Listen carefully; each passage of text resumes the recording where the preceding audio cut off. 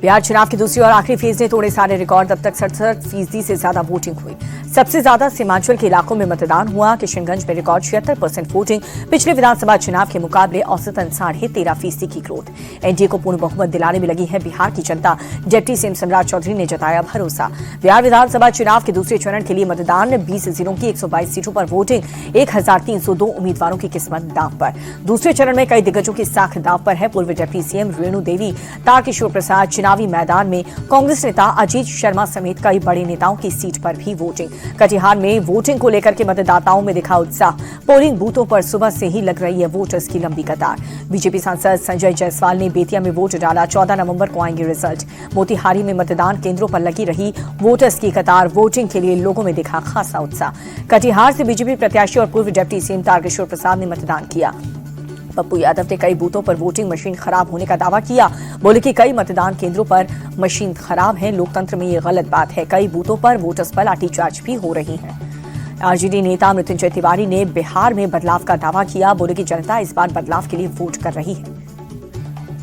Bihar BJP अध्यक्ष दिलीप जायसवाल ने किशनगंज में वोट डाला। बोले पूरे बिहार में उत्सव का माहौल है। जनता फिर से एनडीए की सरकार बनाने जा रही है।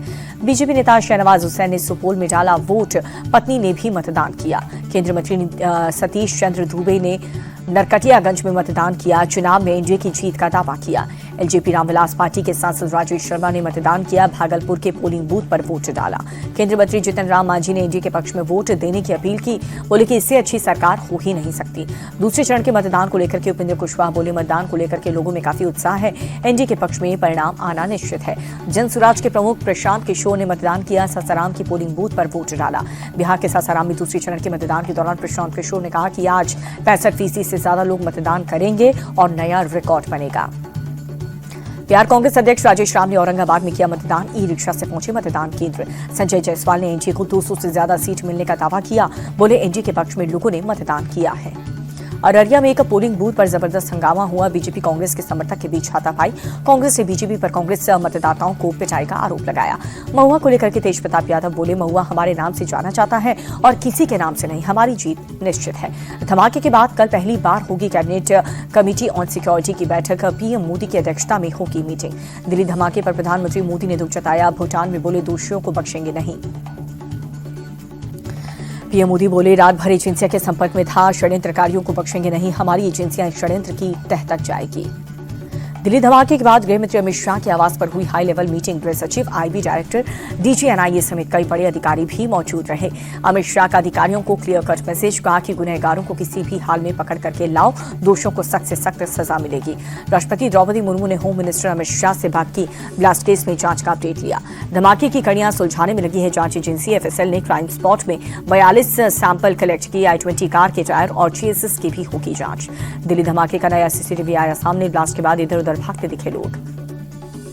दिल्ली ब्लास्ट केस में बड़ा खुलासा। संदिग्ध car driver Umar doctor Adil को करीब था। टेलीग्राम चैनल पर सक्रिय रेडिकल डॉक्टर ग्रुप से जुड़े थे दोनों। फरीदाबाद मॉड्यूल में आदिल की हुई थी गिरफ्तारी। उमर ने जीएनसी श्रीनगर से एमडी मेडिसिन की पढ़ाई की थी। अनंतनाग में बतौर सीनियर रेजिडेंट काम किया। बाद में फरीदाबाद शिफ्ट हुआ। धमाके में इस्तेमाल कार ने बदरपुर बॉर्डर से दिल्ली में एंट्री ली।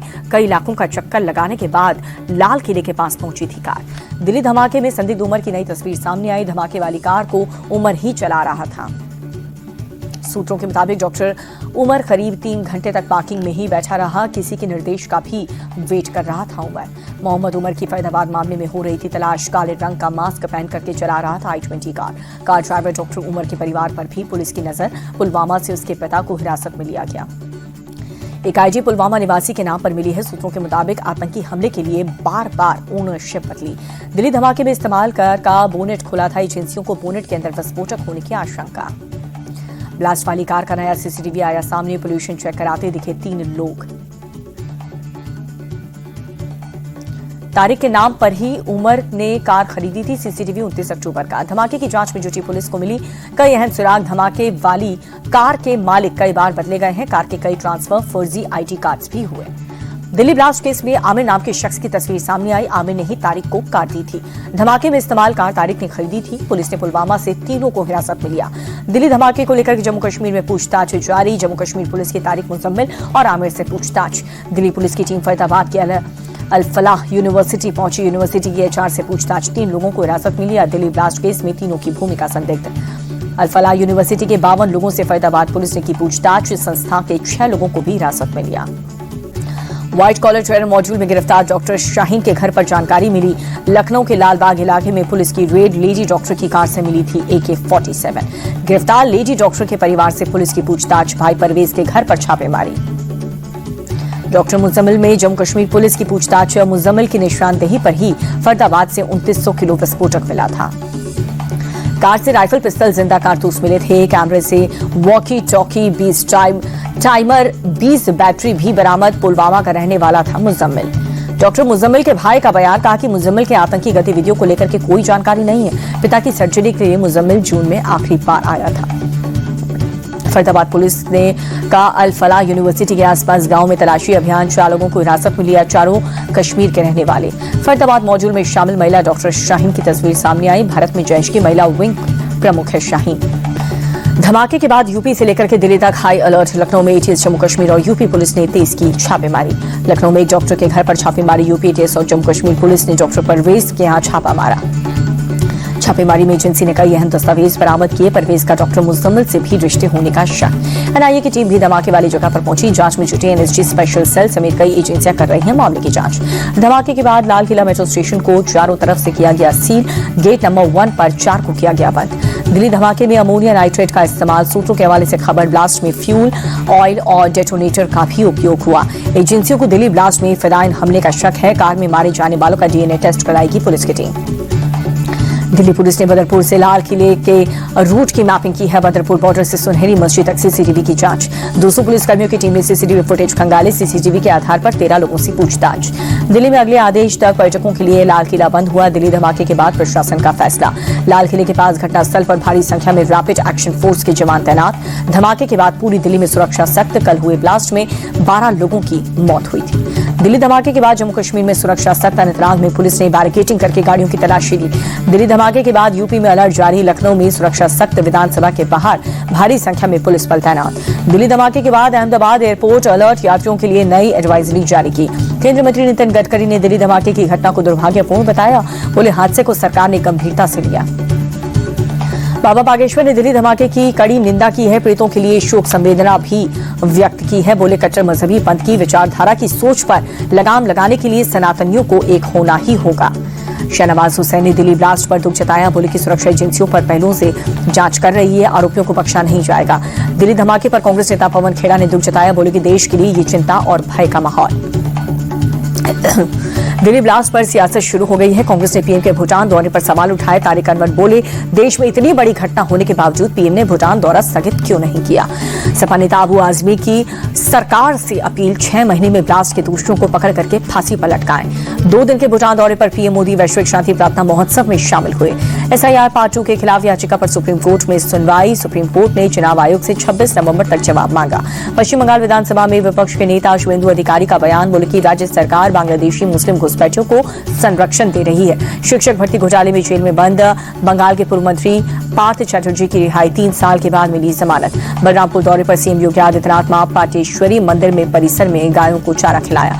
बरेली हिंसा मामले में मौलाना तौकीर रजा की न्यायिक हिरासत बढ़ी। कुल 46 आरोपियों को 25 नवंबर तक कस्टडी। राजस्थान के जैसलमेर में सेना का युद्ध अभ्यास। त्रिशूल अभ्यास के तहत जवानों की मिलिट्री ड्रिल। कल से कनाडा के दौरे पर रहेंगे विदेश मंत्री S Jaishankar. G7 foreign ministers summit में हिस्सा लेंगे। पंजाब के फिरोजपुर में हथियार तस्करी के गिरोह का भंडाफोड़ हुआ। 2 आरोपी गिरफ्तार। 6 पिस्टल, जिंदा कारतूस भी बरामद। सीमा पार से करते थे हथियारों की तस्करी। गुजरात के नवसारी में बिश्नोई गैंग के साथ पुलिस की मुठभेड़ हुई। एनकाउंटर में 4 की गिरफ्तारी, 1 बदमाश घायल। साउथ सुपरस्टार विजय देवरकोंडा की तेलंगाना CID दफ्तर में पेशी। ऑनलाइन बेटिंग ऐप के मामले पर हुए सवाल जवाब। रिश्वत मामले में फंसे पंजाब के पूर्व DIG हरचरण बुल्लर की मुश्किलें बढ़ी।